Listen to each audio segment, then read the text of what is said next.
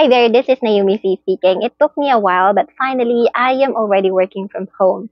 And if you're someone who also want to avoid the daily commute, then I will share with you my 6 tips on how to land a remote work as quickly as possible. So if you are interested in this topic, make sure to watch this video until the end and let's begin.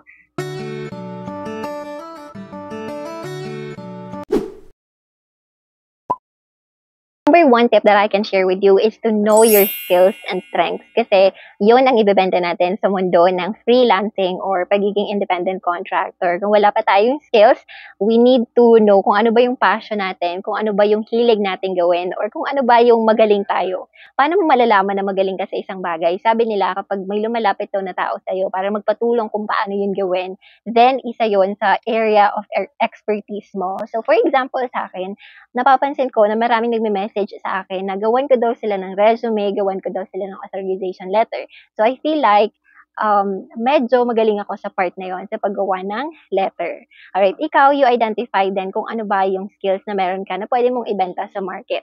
As for me, since my experience ako sa customer service, doon ako nag-umpisa.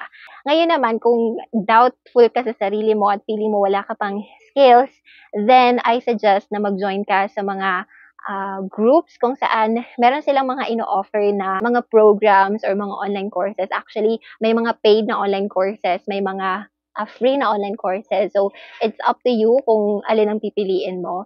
And kung tatanungin man naman ako kung saan ka makakakuha ng, syempre, through research, I believe meron kang mapapanood sa YouTube, meron sa Google, literally every single platform ay pinag-uusapan na rin yung freelancing world.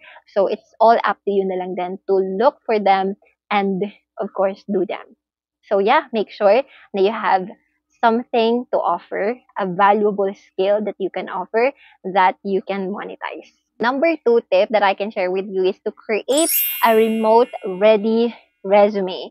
So, since na-identify mo na kung ano yung skills and strengths mo, it's time for you to create a remote ready na type ng resume. Siyempre, kailangan gagamit ka ng mga tools like Canva na makakatulong para maging appealing yung iyong resume. Ako dati yung resume na ginagawa ko talaga ay gawa lang sa Microsoft Word. Pero as time goes by, natutunan ko yung Canva, kaya yun, nakagawa na ako ng improved version ng aking resume.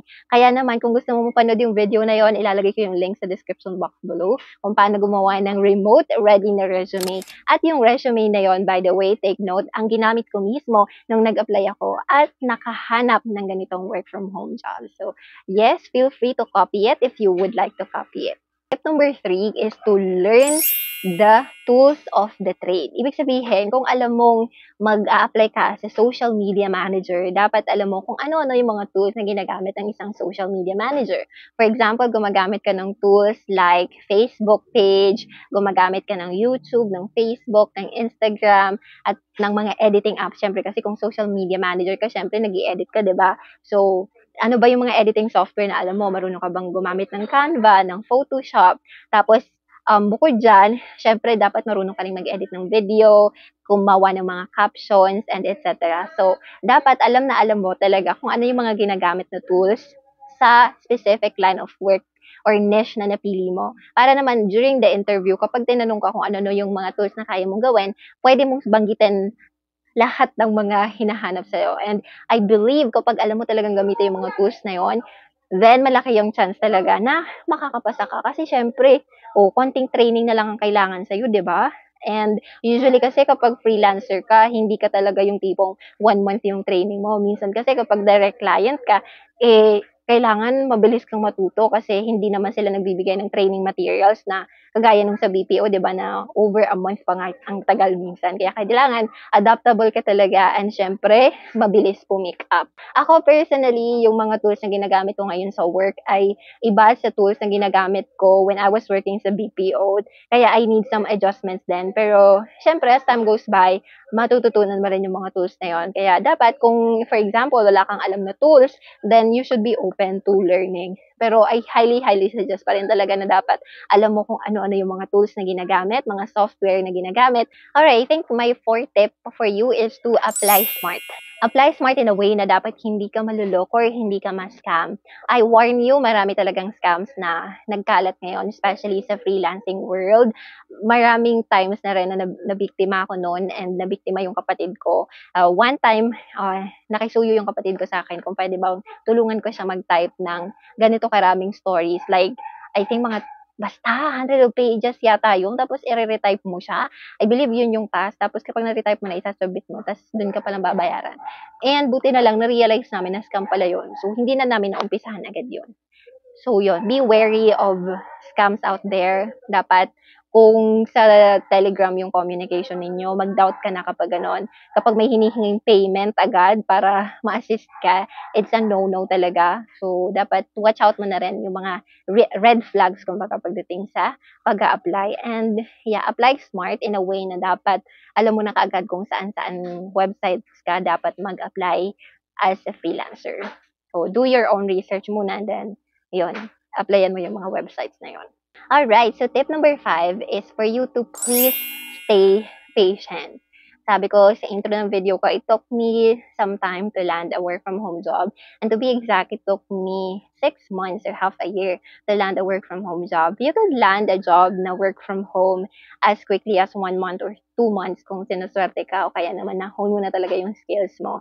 Pero may competition kasi and medyo mahirap talaga siya kasi I believe medyo mataas ang qualifications, 'di ba? Pero I know that you can do it.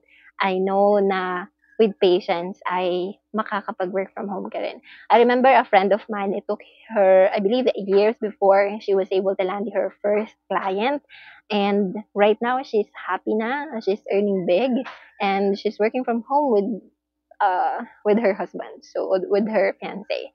Kaya, congratulations, sir. Kung hindi siya nagtyaga, kung hindi siya naging patient, maybe hindi siya nasa katayuan niya ngayon. Kaya, you gotta be patient and do the work. My last tip, which is I believe the sixth tip, is to have a dedicated workspace. Masyado akong advanced mag-isip kasi alam ko naman na makakalan ka talaga ng work from home job. Kailangan talaga, meron ka ng dedicated space kung saan makakapag-work ka. Ako personally, nandito lang ako sa kwarto ko. Itong nakita mong background ko ngayon kung saan ako nakaupo at lagi nag-vlog.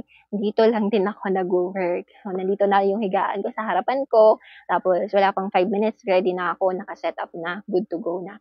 And so, yeah, maganda kasi kung may dedicated workspace ka na free sa ingay, tapos hindi mainit, di ba, para komportable ka na rin while enjoying the work that you have.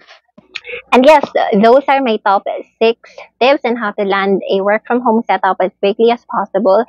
If you are going to apply all of those tips, I 100% guarantee you that you will definitely land a work from home job as soon as possible time.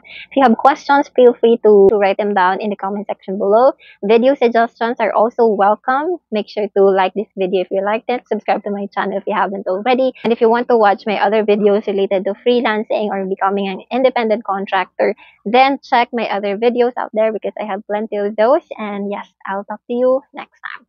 Bye!